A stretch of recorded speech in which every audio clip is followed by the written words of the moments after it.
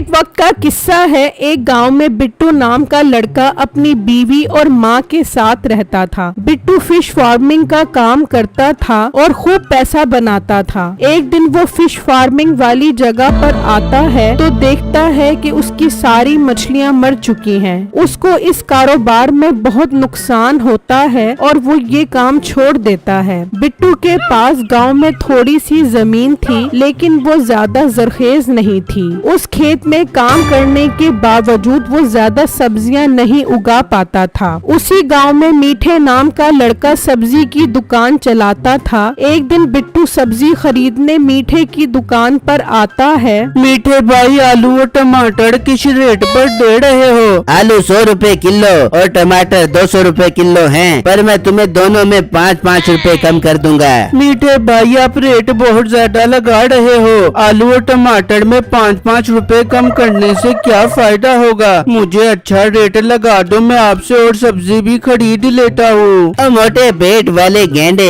अगर तुझे इस रेट की समझ नहीं आ रही तो कहीं और से जाकर ले जा। मेरे सर पे खड़ा मत हो, बल्कि मेरा पुत्र तू एक काम कर, अपनी बंजर जमीन पर खेती बाड़ी कर। बिट्टू मीठे की बात सुनकर उदास होकर वहाँ से चला जाता है और सिर्फ चावल और प्याज खरीद कर घर आता है। बेगम, आज सिर्फ चावल और प्याज ही खरीद सका हूँ। कुछ पैसे बचे हैं, उनका कल मैं आटा खरीद लाऊंगा। बिट्टू जी, कोई बात नहीं, आप परेशान मत हो। हम आज चावल खाकर ही गुजारा कर लेंगे। मैं चावल उबाल लेती हूँ, तब तक आप थोड़ा आराम कर लें। ठीक है बेगम, बस अल्लाह करे मुझे कोई अच्छा सा काम मिल जाए ताकि मैं सब्जी और आटा भी ले आऊँ। फिर अगला दिन होता है तो बिट्टू खाली हाथ घर आ जाता है। बेगम, मैं बहुत परेशान हूँ, कोई भी काम नहीं मिल रहा, समझ नहीं आ रही अब हम कैसे गुजारा करेंगे। बिट्टू जी, आप ऐसा क्यों नहीं करते? आप अम्मी जी की अंगूठी बेचकर कोई काम कर ले, इस तरह हमारे पास कुछ पैसे भी आ जाएंगे। हाँ बेगम, आप ठीक कह रही हो, मैं भी यही सोच रहा था, इसे बेचकर कोई काम करूं। अगर मजबूरी न होती तो मैं ऐसा कभी भी ना करता।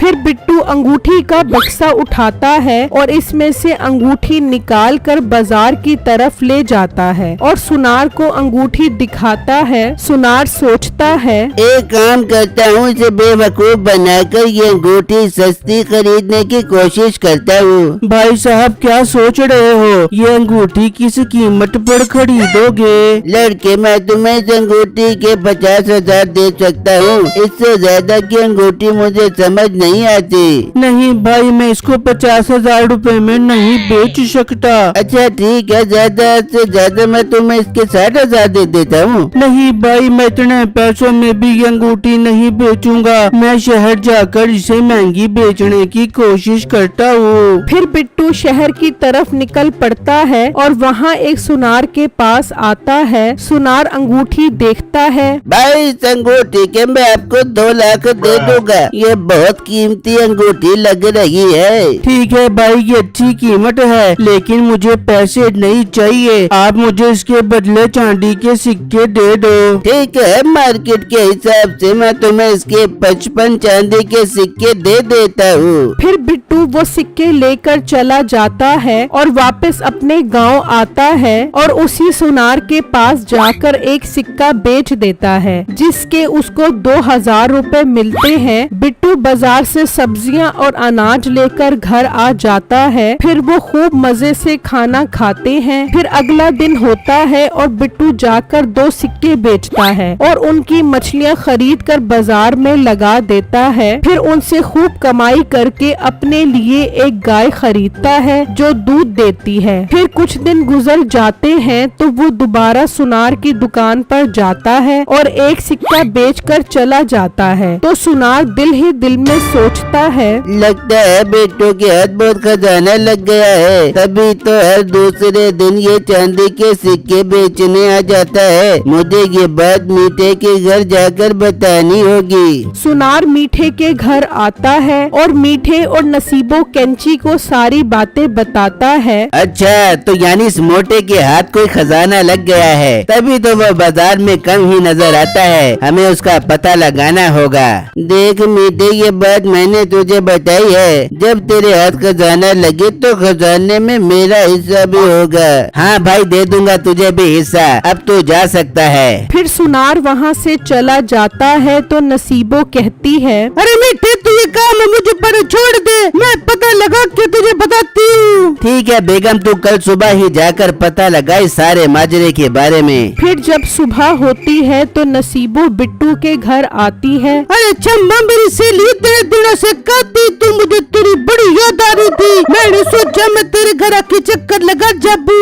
नसीबो, मैं बस अपनी गाय में मसरूफ होती हूँ, मुझे उसके चारे और पानी का ख्याल भी करना होता है। अच्छा नसीबो, मुझे खाना बनाना है, बिट्टू जी आने वाले होंगे। अच्छा बहन, तू खाना पका, मैं चलती हूँ, फिर चक्कर लगा दूंगी। नसीबो अपने घर आ जाती है। मीठा बेचैनी से इंतजार कर रहा होता है। हाँ बेगम, क्या खबर लाई है, कुछ पता चला? कुछ पता नहीं चला मीठे आज, पर मीठे तू फिक्र मत कर बेबी, मैं कल दोबारा जाऊंगी, दोबारा जाके पता करके आऊंगी। बेगम, क्या मुसीबत है, एक काम तुझे कहा था वो भी नहीं कर सकी, मैं खुद ही पता लगा लूंगा। जबकि दूसरी तरफ छम्मो बिट्टू को नसीबो के आने की सारी बात बताती है। मुझे यकीन है इसमें भी जरूर मीठे की कोई चाल होगी, इन्हें जरूर सिक्कों के बारे में पता चल गया होगा। बिट्टू, अब हम क्या करेंगे? बेगम, तुम फिक्र न करो, अगर इस बार मीठे ने कोई चालबाजी करने की कोशिश की तो हम भी पीछे नहीं हटेंगे। फिर अगले दिन मीठा बिट्टू के घर छुप जाता है और मौका देखकर चांदी के सारे सिक्के चुरा लेता है और सुनार को बेच देता है। जब बिट्टू घर आता है तो देखता है कि उसके चांदी के सारे सिक्के गायब होते हैं।